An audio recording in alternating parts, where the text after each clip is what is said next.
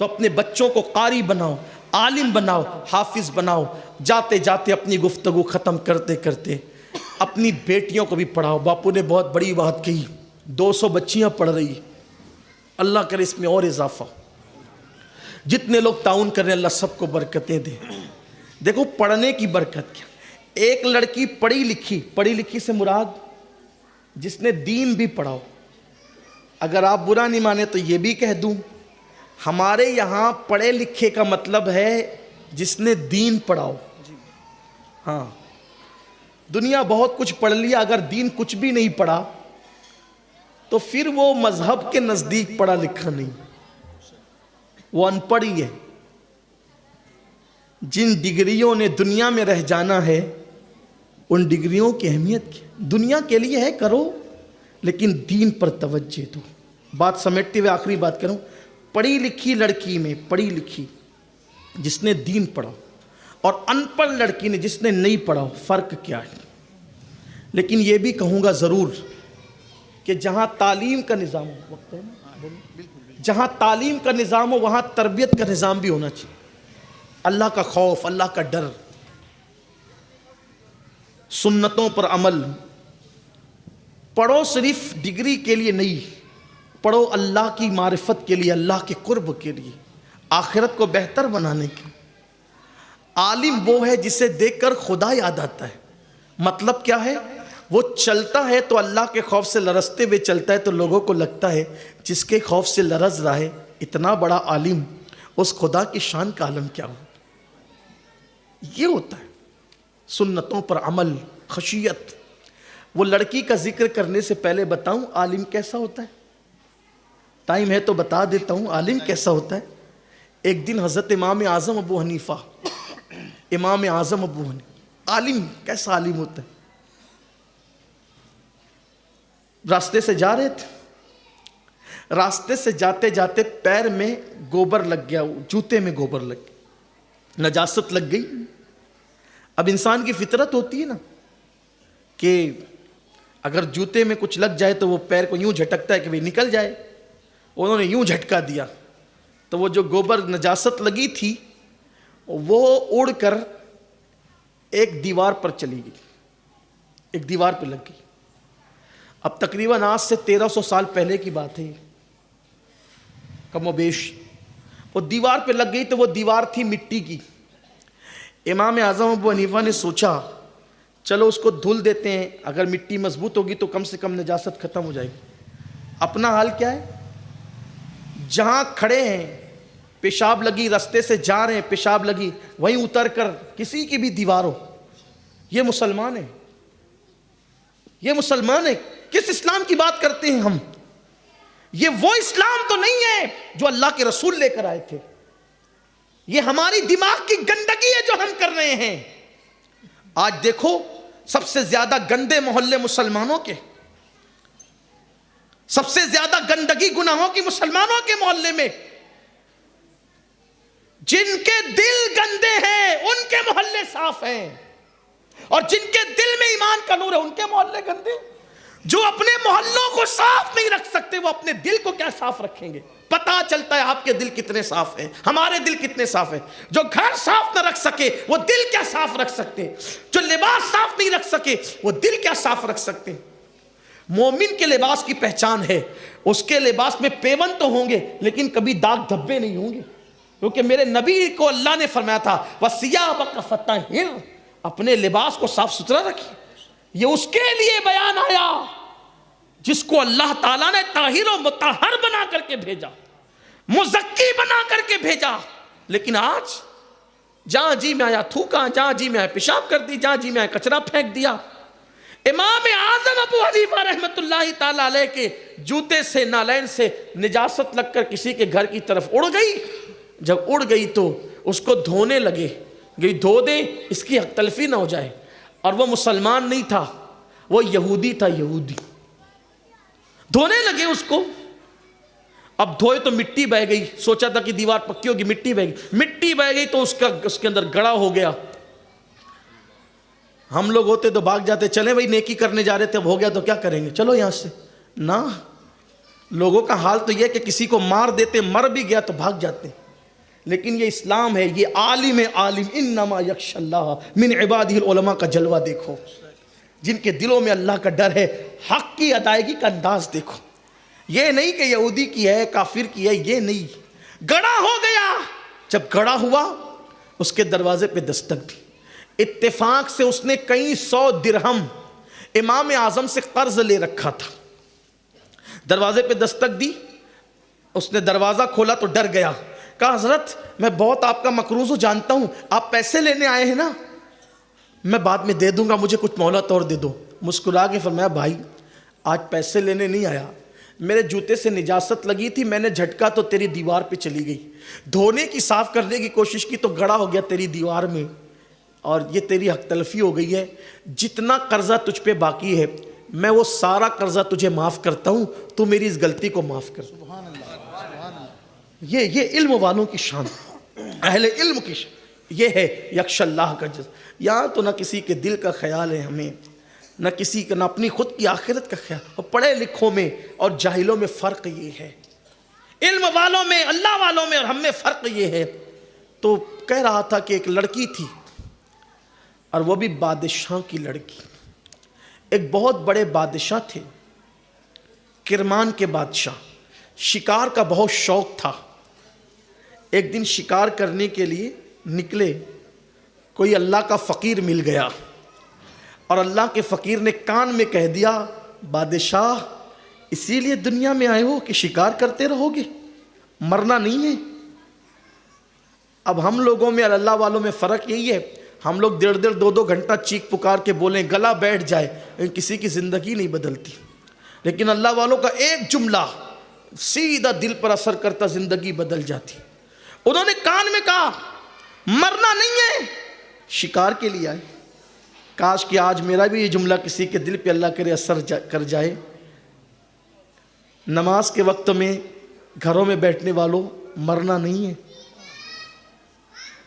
تاش کے پتے کھیلنے والوں مرنا نہیں ہے، داڑیاں مڈا کر گٹروں میں پھینکنے والوں مرنا نہیں ہے، لڑکیوں پر پاپ کی نظر ڈالنے والوں مرنا نہیں ہے۔ قبر کی تنگ اور تاریک وادی کو کیسے بھول گئے، اپنے نرم نرم گدوں پر ٹینشن کی وجہ سے آج سو نہیں پاتے، تو لوگوں سے کہتے ہو کہ میرا سکون غارت ہو گیا، کل جب گناہوں کی آگ قبر میں بھڑکائی جائے گی تو وہاں کسے پکارو گے، کس کو مدد کے لیے بلاؤ گے؟ اپنے ٹینشن کو دور کرنے کے لیے نیند کی گولیاں کھا کر تھوڑی دیر تو آرام سے سو جاتے ہو، قبر میں کون سی نیند کی گولیاں لاؤ گے؟ یہاں پر تھک جاتے ہو، خودکشی کر کے سکون تلاش کرتے ہو، وہاں کون سی خودکشی کرو گے؟ حالانکہ دنیا میں بھی خودکشی جائز نہیں ہے، اسلام میں خودکشی حرام کر دی گئی ہے۔ اللہ اکبر، مرنا ضرور ہے میرے بھائیوں، مت ظلم کرو کسی پر، مت ظلم کرو اپنے آپ پر، ایک رات وہ ضرور آئے گی۔ عیاشیوں کی راتوں میں رت جگے کرنے سے پہلے یہ ضرور سوچ لینا قبر کی بھی پہلی رات آنی ہے۔ نرم نرم گدوں پہ لیٹ کر گناہ کرنے سے پہلے یہ بھی سوچ لینا ایسی قبر میں بھی سونا ہے جس میں بستر بھی نہیں، جس میں تکیہ بھی نہیں، جس میں آرام بھی نہیں، حد تو یہ ہے جس میں کروٹ بدلنے کے لیے جگہ تک نہیں ہوگی۔ اگر اللہ ناراض ہے تو قبر جہنم کے گڑھوں میں سے گڑا ہوگا، اور اس کو راضی کر لیا، زندگی کا مقصد سمجھ لیا، تو پھر قبر اتنی بڑی ہوگی جہاں تک نظر جائے گی وہاں تک قبر کشادہ کر دی جائے گی، اور جنت کا بستر بچھا کر کے سلا دیا جائے گا۔ آؤ آؤ، اس دنیا میں ہمیشہ نہیں رہنا، ہم دنیا میں مسافر کی طرح ہے، یہ دنیا قیام گاہ نہیں ہے، یہ دنیا سرائے فانی ہے، جگہ جی لگانے کی دنیا نہیں ہے، یہ عبرت کی جا ہے، تماشا نہیں ہے۔ عیاشی آوارگی کب تک کرتے رہو گے؟ ایک دن جسم کا رشتہ روح سے ٹوٹ جائے گا۔ آوارگی مت کرو، موت آنی ہے، عیاشی مت کرو، موت آنی ہے، دولت کے نشے میں اللہ کے غضب کو چیلنج مت کرو، موت آنی ہے۔ کانوں میں ایئر فون لگا کے گانے غزلیں سن کر مٹکنے والوں، جوانی ہمیشہ نہیں رہے گی۔ جوانی اسی کو کہتے ہیں جو آ کر کے دھوکہ دے کر کے چلی جاتی ہے۔ جوانی میں پاپ مت کرو، اللہ کو ناراض مت کرو۔ جوانی کا ٹائم पाप के लिए नहीं, रब को राज़ी करने के लिए है, इबादत के लिए है। आओ उसे मनाए, उसे राज़ी करें। बहरहाल अल्लाह करे किसी के दिल में बात उतरे। तो उस बुज़ुर्ग ने कहा, बादशाह ए शाह किरमान, मौत नहीं आएगी तुझे? बस एक जुमले ने दिल उचाट कर दी। कमान फेंकी, घोड़े पे सवार होके आए, छोटे भाई को कहा, आज से बादशाहत तुम्हारी है, मैं जा रहा हूँ। लेकिन वो लोग कितने अच्छे थे उस दौर के। छोटे भाई ने कहा, भैया अगर आप मसरूफ़ हो गए किसी काम में, आपकी हर जिम्मेदारी संभालेंगे, बादशाहत आप न छोड़ें। कहा नहीं, मैंने फ़ैसला कर लिया है, तुम बादशाह होंगे, मैं नहीं। कपड़े भी दे दिए। कहा अच्छा ठीक है, आप जा रहे हो ना, आप जाओ, भाभी को और भतीजी को मत ले जाओ। देखो ये 4 साल की गुड़िया कितनी खूबसूरत है, हसीन है आपकी बेटी, आप जाओगे जंगलों बियाबान में, इसका क्या होगा? कहा नहीं, जो चीज़ मैं अपने लिए पसंद नहीं करता वो अपनी बीवी और अपनी बेटी के लिए कैसे पसंद करूँगा। रही बात अगर तुम्हारा यही शौक़ है तो मैं अपनी बीवी से पूछ लेता हूँ, आओ अपनी भाभी के सामने पूछ लेता हूँ। बीवी से कहा, देखो अब बादशाह से मेरा दिल उचाट है, अब यार से लगन लग गई। इकबाल कहते हैं, दो आलम से करती है बेगाना दिल को, अजब चीज़ है लज्जत आशनाई। जिसको यार का पता मिल गया फिर उसके लिए दौलत और रेत दोनों बराबर है, उसके लिए दीवार और औरत का हुस्न दोनों बराबर, वो किसी तरफ नहीं तकता। अल्लाह अकबर।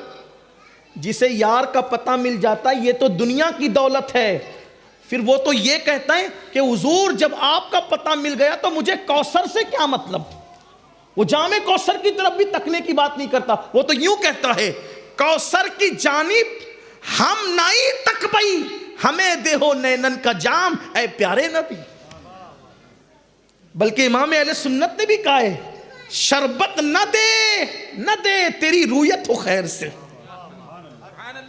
शरबत न दे, फिर जामे कौसर की परवाह नहीं। अगर यार से दिल लग गया तो उसके लिए जाम क्या और उसके लिए बाग क्या, फिर वो तो ये कहता है शरबत न दे तेरी रूयत हो खैर से, ये शायद हो तो फिर किसे परवाह शकर की है, ये शायद हो तो फिर किसे परवाह शकर की। ये इश्क का मामला है। वो कहा कि मैं तो जा रहा हूँ, बीवी का मैं तो जा रहा हूँ, मुझे यार की लगन लग गई, किसी ने रिश्ते बंधन से मुझे बांध दिया यार के रिश्ते में, मैं जा रहा हूँ। चलना है या यहीं रहना है? रहना चाहती हो तो रहो अपने देवर के पास, बहुत इज्जत से रहोगी। बीवी ने कहा, मैं बीवी हूं बीवी, और बीवी की तारीफ यही है कि बीवी सुख और दुख की साथी होती है। वो फाहिशा होती है जो सुख की साथी है, दुख की नहीं। बीवी सुख और दुख दोनों की साथी होती है। मैं जब तुम्हारे साथ मैंने लज्जतें उठाई है महल की, तो झोपड़ी की तकलीफें भी उठाऊंगी, मुझे इससे ज्यादा राहत शौहर के साथ मिलेगी। मैं चलने को तैयार हूं। जिसे कहा जाता था अब लोग उन्हें शेख किरमान के नाम से याद करने लगे। मियाँ बीवी ने मिलकर बेटी को खूब पढ़ाया, बहुत पढ़ लिया, जवान हो गई। एक दिन बादशाह का भतीजा, उसके भाई का बेटा, जिस भाई का इंतकाल हो गया था, खबर भी नहीं थी, पता ही नहीं था कि कहाँ है बादशाह, शाह किरमान कहाँ है नहीं पता था। इंतकाल हो गया भाई का, भतीजा बादशाह बना, शिकार के लिए आया, झोपड़ी देखी, इजाजत लेके अंदर गया तो पहचान लिया चची को, चचा को, बहन को। लेकिन जैसे ही जवान बहन पे नजर पड़ी, चचा की बेटी पे, सोचा अरे ये तो जवान हो गई, मेरी भी शादी नहीं हुई, चचा से हाथ मांग लें। हिम्मत ना हुई तो इस तरह कहा कि चचा आपके भाई का इंतकाल हो गया, बादशाह फिर आपकी तरफ देने को तैयार हूं, लेकिन आपको अब मैं झोपड़ी में रहने नहीं दूंगा, आप महल में चले। कहा बेटा इस झोपड़ी में रहने की लज्जत यार के प्यार के साथ अगर तुझे पता चल जाए तो तू भी यहीं आए। वो दुनिया में वो नहीं है जो इस दुनिया में है। बहरहाल वो नहीं माना तो इन्होंने भी काम नहीं आते। बहरहाल हिम्मत नहीं हुई तो फिर माँ को भेजा अपनी। माँ ने आकर सीधे कहा कि आपकी बेटी का हाथ चाहिए, मेरे बेटे को पसंद आ गया। आपकी बेटी दोनों एक दादा की औलाद है, चचा के रिश्ते से एक दूसरे के भाई बहन भी है, बड़ी अच्छी गुजरेगी। इस झोपड़ी से निकाल कर बेटी को महल में भेज दे फिर से। इन्होंने कहा एक काम करें, 3 दिन के बाद आना, सोचूंगा। ان 3 دن میں شیخ کرمان نے، اب ذرا دھیان دے خاص طور پہ خواتین بچیاں، شیخ کرمان نے سوچا کہ کیا کروں. تو جس مسجد میں نماز کے لیے جاتے تھے اس مسجد کا مؤذن بڑا نیک تھا، اس کے پاس گئے اور کہا بیٹے شادی کرو گے؟ کہا حضور میرا تو کوئی گھر ہی نہیں ہے، میں کیا شادی کروں گا، 2 روٹی کماتا ہوں، صبح شام کھاتا ہوں، رات دن اللہ اللہ کرتا ہوں، 2-3 گھنٹے کے لیے گھر مسجد سے نکلتا ہوں 2 روٹی کمانے کے لیے، میری شادی. کہا بیٹے اگر چاہو تو ہو سکتی. کہا کس کے ساتھ؟ میری بیٹی. حضرت آپ کی بیٹی محل میں پلی ہوئی ہے، اگرچہ آج آپ کہیں اور رہتے ہیں لیکن اس کا مزاج اونچا ہوگا، وہ برداشت نہیں کرے گی. کہا سن اگر تو چاہتا ہے تو میں اپنی بیٹی کا رشتہ تیرے ساتھ کر دوں گا. کہا مخمل میں ٹاٹ کا پیوان ہو جائے گا، نبھے گی نہیں. کہا میں اپنی بیٹی کو خوب جانتا ہوں، بڑی نیک ہے، پارسا ہے، متقی ہے، قناعت ہے، زہد ہے، سب ہے. میں نے اس کو پڑھایا ہے بیٹا، اس کے دل میں اللہ کا خوف ہے، وہ تیرا ساتھ دے گی. المختصر 3 دن کے اندر نکاح کر دیا. اب 3 دن کے بعد جب ان کی بھاوا جائی تو کیا ہوا وہ راز داستان رہنے دیجئے، اصل عنوان یہ ہے. نکاح کر دیا، کرائے کا مکان مؤذن کے لیے لیا اور اپنی بیٹی پر دوپٹہ ڈال کر خود ہی پہنچا دیا. میں سمجھتا ہوں کہ 3 دن میں رشتہ بھی ہو جانا، شادی بھی ہو جانا یہ مسلمانوں کی روایت تھی. اب تو 3 دن تک نہیں بلکہ ہفتے بھر تک تو صرف شادیاں چلتی ہیں. دیکھنے دکھانے کا ماحول سال 1.5 سال تک چلتے رہتا ہے. اور دیکھنے کون آ رہا ہے؟ جو ابھی شوہر نہیں بنا اس کا بھی دوست، اس کے ماموں کا بیٹا، اس کے چچا کا بیٹا، اس کے خالوں کا بیٹا، سب آ رہے ہیں دیکھنے کس کو؟ لڑکی کو. اور ہو گیا رشتہ تو ہو ہی گیا، نہیں ہوا تو پھر وہ خود شوہر نہیں ہوا، وہ خود اجنبی نامحرم ہے. اس کے دوستوں کے سامنے تم اپنی بیٹی کو کیسے لا کر کے بٹھا دیتے ہو؟ شرم نہیں آتی؟ کیا دین کے پرچے اڑا دیے. رونا یہی ہے کہ علم نہیں ہے. ایک خاندان میں رشتہ ہو رہا تھا، بیچ میں میں بھی تھا. لڑکی والوں سے کہا گیا کہ ذرا فوٹو بھیج دینا تاکہ پہلے ہم دیکھ لیں تو اس کے بعد جو ہے وہ پھر آئیں گے، ایسے آنا اچھا نہیں لگتا. خاندان والوں نے کہہ دیا کہ بھئی ہم اپنی بیٹی کو بغیر شادی کے رکھ سکتے ہیں لیکن نامحرموں کے موبائل میں ہم اپنی بیٹی کا فوٹو نہیں دے سکتے. یہ بھی ایسے بھی لوگ آج دنیا میں موجود، میں خود گواہ ہوں اس کا. یہ ہے اگر تقدیر میں لکھا ہوا ہے رشتہ ہو کے رہے گا، رشتوں کے لیے اتنے نیچے مت گرو کہ شریعت کی حدیں ہی توڑ دو. شادیوں میں فضول خرچی مت کرو، حرام کام مت کرو، ڈی جے مت بجاؤ، باجے مت بجاؤ. ہمارے مذہب میں ناچ گانے کا کوئی تصور نہیں ہے. تو جب ادھر بیٹی کو شیخ کرمانی نے شوہر کے گھر پہنچا دیا، چلی گئی. وہ چراغ جل رہا تھا، جلتے ہوئے چراغ میں اس لڑکی کو ایک سراہی نظر آئی. سراہی کے اوپر ایک روٹی رکھی ہوئی تھی ڈھک کر، گویا کہ پانی روٹی سے ڈھکا ہوا تھا. لڑکی نے پہلا سوال اپنے شوہر سے کیا، میرے سرتاج یہ کیا ہے؟ کہا یہ روٹی ہے. روٹی کیوں ہے؟ کہا کہ 2 روٹی کمائی تھی آج بھی ہر روز کی طرح، ایک ابھی کھا لی ہے اور ایک صبح کھائیں گے. اس نے کہا مجھے ابھی اسی وقت اپنے باپ کے پاس پہنچا دو، میں نے آپ کے ساتھ نہیں رہنا. میں اپنی بہنوں کی خاص توجہ چاہتا ہوں. عالمہ بن جاؤ گی، قاریہ بن جاؤ گی، خطیبہ بن جاؤ گی، ادیبہ بن جاؤ گی، اللہ کی بندی نہیں بنی تو کچھ نہیں. سب ڈگریاں لے لی، اللہ کے بندے نہیں بنے تو کچھ نہیں بنے. نمائش نہ کی جائے، دین کو نمائش کا ذریعہ نہ بنایا جائے. دین کیا تقاضا کر رہا ہے؟ یہ تھے دیندار علم والے، اہل علم یہ تھے جس کا خطبہ قرآن پڑھ رہا ہے انما یخشی اللہ من عبادہ العلماء. اس لڑکی نے کہا ابھی اسی وقت مجھے اپنے باپ کے یہاں پہنچا دو. شوہر نے کہا دیکھو میں نے پہلے تمہارے ابا سے کہا تھا، نہیں مانے وہ. میں نے تو کہا تھا کہ ٹاٹ کا پیور مخمل کی چادر میں کبھی زیب نہیں دے گا. اونچے گھرانے کی ہو، محل میں پلی ہوئی ہو، تم نہیں رہ سکو گی میرے ساتھ. لیکن خدا کے لیے اب میری عزت کو پامال نہ کرو.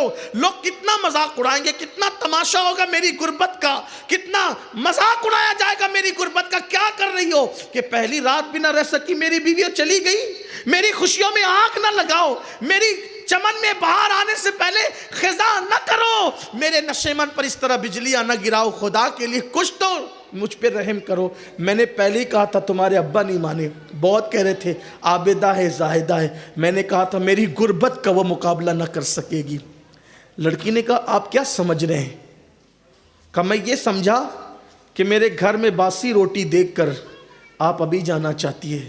کہا میرے ابا نے آپ کا پورا بیک گراؤنڈ پہلے مجھے بتا دیا تھا, لیکن مجھے تو میرے ابا نے یہ بتایا تھا کہ تجھ سے زیادہ متقی تیرا شوہر ہے, لیکن آپ اتنے متقی مجھے نہیں دکھتے. کیوں؟